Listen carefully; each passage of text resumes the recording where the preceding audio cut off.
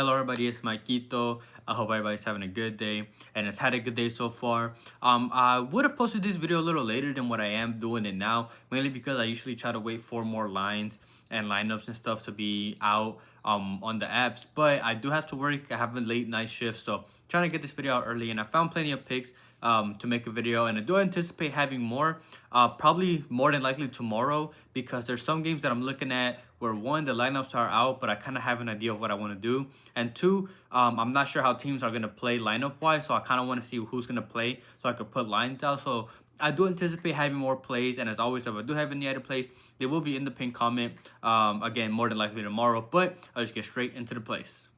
My first play is a safer play, and that's Marcel Sabitzer to go higher than 1.5 shots at home for Austria, going up against Romania. I was looking at his 2.5 line. I do like that as well, but I'm playing it a little safer with the 1.5 line. He normally plays as a center midfielder or a defensive midfielder for his club, but when he plays for his country in Austria, he's actually the number 9, and he plays as a left attacking midfielder when he plays for Austria, so he has much more of an attacking role. And the last 5 games that he's played for Austria, which was the Nations League group stage, he went over in all 5 games. Yeah, 4 away to Slovenia, 4 away to Norway, 4 at home to Kazakhstan, 2 at home to Norway, and 5 at home to Slovenia. So he's gone over in all 5 games against them, and Slovenia is a pretty good matchup as well. Besides, he's a long shot taker. In that group stage game, he had 10 shots from outside the box, 9 from inside the box, so he will take those long shots, and he's pretty versatile. 14 shots were with his right, 5 over his left. And where Romania actually were able to face good opponents, which was back in the Euro, whenever they played in the Nations League, they weren't playing good opponents. But when they actually had to play good opponents in the Euro, which was last year,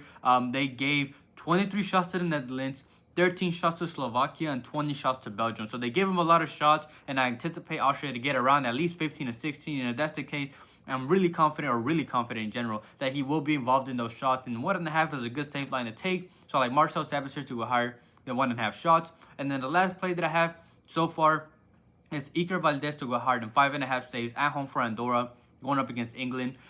He's going to have to face a lot of shots from England. I anticipate the game in general to be a lot of England possession, controlling the ball, and just shooting a lot. And he's going to have a lot of work to do. Even if England are up, they will keep shooting. So I'm not worried about them going up or anything like that. Besides, Andorra in general, no disrespect to them, but they're just not a good team. They're a pretty bad team. And if you look at the opponents that they faced and the amount of shots that they've taken, they allowed 7 shots on target. He had 4 saves against Albania, 6 shots on targets and 5 saves against Moldova, 8 shots on targets and 7 saves against Israel. They allow a lot of shots to these much weaker teams. Now playing England, who thrive against these small teams. These are one of those games where it could easily be 7-0, 8-0. He's going to have a lot of shots to face. And they haven't had a matchup like this in a long time. England against a super small team like Andorra. The smallest team that they faced recently was Latvia and Albania. And in those games, they had 8 shots on target and 6 shots on target. I anticipate them having many more against Andorra. And he himself is a decent keeper when he plays for Andorra. He has good potential, hence why he is in Villarreal, even though he doesn't get much play time. But England will shoot, and he will get the opportunities. I anticipate him to get those saves. So I like Alvarez, to go higher than 5.5 saves.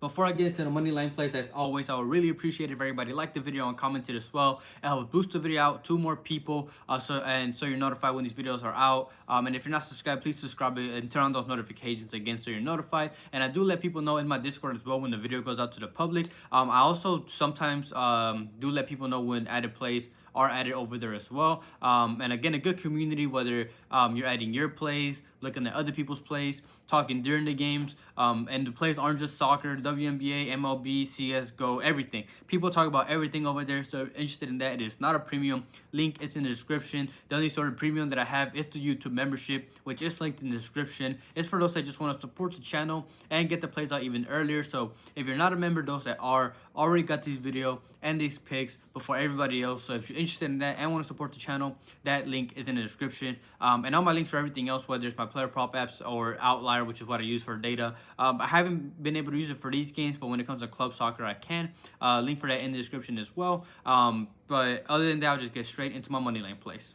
As of now, I have one slip. I got this for -120. And the first play is Serbia to score away from home, going up against Albania. Serbia have a lot of strikers at their disposal. It's just whether they use them right. They do tend to struggle, but they still have great attackers at their disposal. They have Mitrovic, who plays for Al Hilal, who had 21 goals and assists in 21 starts. Vlahovic, despite the injury and sometimes not even being able to play because Kolo Muani, he still managed to get 14 goals and assists in 21 starts. And they have Samardzic, who's a pretty good playmaker for them. And Serbia's recent games have all been tough matchups. They played all these games. They played them twice. Austria twice. Denmark twice. Switzerland, Spain. They had a tough matchup. And even in the Euro group, they had to play England, Slovenia, and Denmark. So they've had a lot of tough matchups. Hence why their scores sometimes don't look great, whether it's 0-0, 1-1. They have scored in some of those games, but they actually finally have a better matchup than those games. Albania conceded to teams like England, Ukraine, Czechia, Georgia, all 3 Euro games. Against these better teams, they will concede these goals, and with a good attack like Serbia, I expect them to find the back of the net at least once. Besides, Albania as a team prefer to not play possession of the ball and play counterattacks. And Serbia themselves don't play as much possession as well, but they will have more in this game, which just means more opportunities for them in general. They have clinical players. They're a better team overall, so I like this. I like Serbia to score away from home going up against Albania. And the second play that I have so far to make this slip -120 is the Netherlands to score 2+ against Finland. First of all, without even the matchup, they're just a much better team. They have much better players: Gakpo, Weghorst, Simmons, Kluivert, Depay, De Jong, Reinders, Van Dijk. They just have a really good team. And since September of 2024, Finland have played 8 games competitively, and they have scored. Opponents have scored 2+ on them in 6 of those 8 games. And if you look at some of those opponents that were able to score 2 goals, Lithuania, Ireland, Greece, Netherlands are a much better team than all those teams. And I anticipate that if they concede 2 goals against them, Netherlands will be able to score 2 against Finland. It's a great matchup. They have actually, Netherlands themselves have yet to play in the group, so they have a good matchup to start here. Finland could put up a fight, but they still allowed a lot of shots. And just history-wise between the team, Finland hasn't beat the Netherlands since 1950, which just shows how much they struggle against the Netherlands. Great matchup. Finland conceded a lot of goals, and I expect the Netherlands to win this game pretty handily. And scoring is the first step to getting there. So I like higher than 1.5 Netherlands goals going up against Finland, and I have this slip for -120. Thank you everybody for watching. Quickly going over last video's picks. We're in the road for a reason. We have a really good day. We had a pretty good day. Moneyline wise, we swept those. We had Israel to score 2 and Venezuela to score 2. As I'm recording this, Venezuela is still playing, but they were able to score 2 within the first half. So we hit both moneyline plays. And then player prop wise, we had Doku under 3.5 shots. I know that play got taken off pretty quickly. I'm not sure if he got added back, and if he did, he would have got bumped to 3.0.